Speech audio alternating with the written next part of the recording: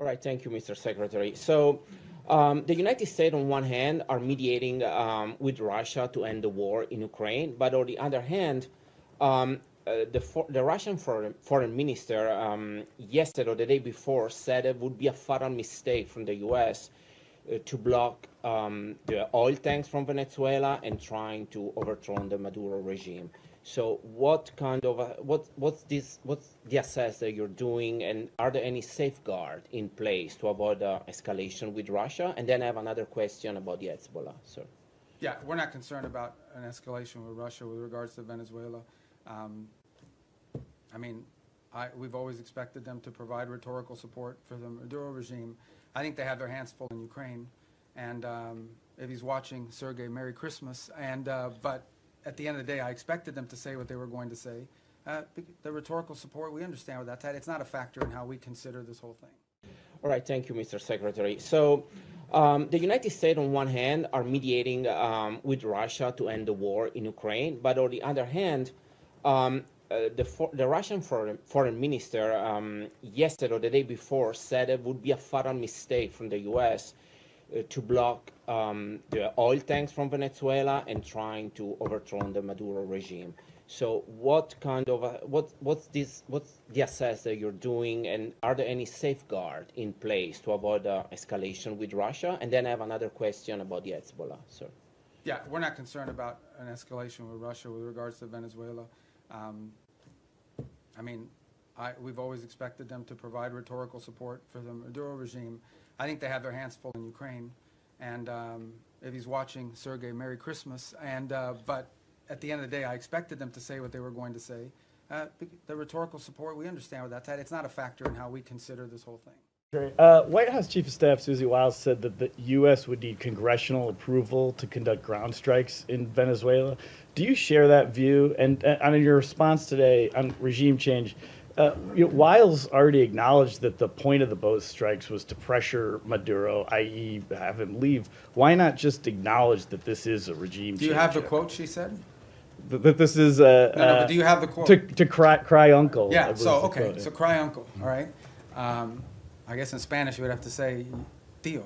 But I think, I don't know how that, you can interpret any way you want.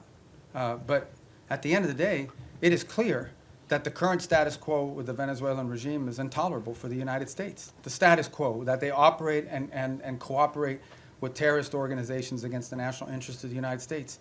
Not just cooperate, but partner with and participate in activities that threaten the national interest of the United States. So yes, our goal is to change that dynamic.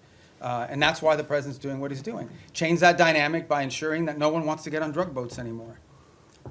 People were just going out there, openly without any fear of the reaper. And now I think people understand, like, it's not a good idea. By the way, we haven't had a strike in the Caribbean Basin in almost 5 weeks. Do you know why? It's not because we stopped looking. It's because no one wants to get on a boat anymore and do that. So it's been effective at cutting that down. Now there's been strikes in the Pacific. So the bottom line is that, sure, our goal is to, what's the point of doing something else? But the change, people want to focus on regime this and this and that. The goal here is very simple. The national interest of the United States. The President of the United States was elected to protect the American people, to protect America. That's what he was elected to do. It's one of his fundamental promises that Donald J. Trump made when he was elected President of the United States is, I am going to protect this country. Protect us from what? From the threat of terrorism, from threats to our economy, and from threats these drug organizations and these terrorist organizations pose against the United States. And if you are an ally, a friend, a partner, or cooperate or participate in activities that threaten the United States, you're going to have a problem with President Trump. I think the only shocking thing here is that a lot of people say that. People run all the time for office. I'm going to take on the cartels. I'm going to do this. He's actually doing it. He's not doing anything he didn't say he was not going to do during this campaign. He said he was going to go after the cartels. And now he's going after the cartels, and everybody's shocked. Don't be shocked. This is a man who was elected president because he says and then he does. He doesn't just say and then forget about it. And congressional approval on land strikes, do you think that the United States does need to go to Congress in order to conduct land strikes in Venezuela? Well, look, I'm not going to speculate about things that haven't happened and may never happen. I'm not going to speculate on that. All I'm going to tell you is that, two things. And I remind Congress all the time. By the way, I was very consistent on this position because it was my position when I was in the Senate. Number one, No administration, Republican or Democrat, has ever accepted the War Powers Act as being constitutional. That said, multiple administrations, including this one, have sought congressional approval and or certainly congressional notification of actions taken. Why?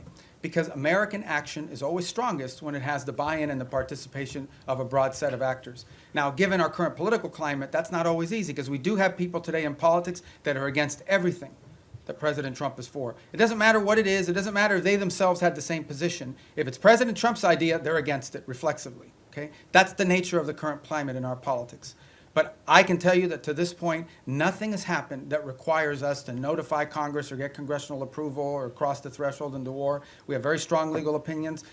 We have now briefed Capitol Hill 23 times, 23 briefings, bipartisan briefings on Capitol Hill. I have personally participated in 6 of those 23 at the highest levels of the committee, but then the full House and then the full Senate, which, by the way, are always interesting.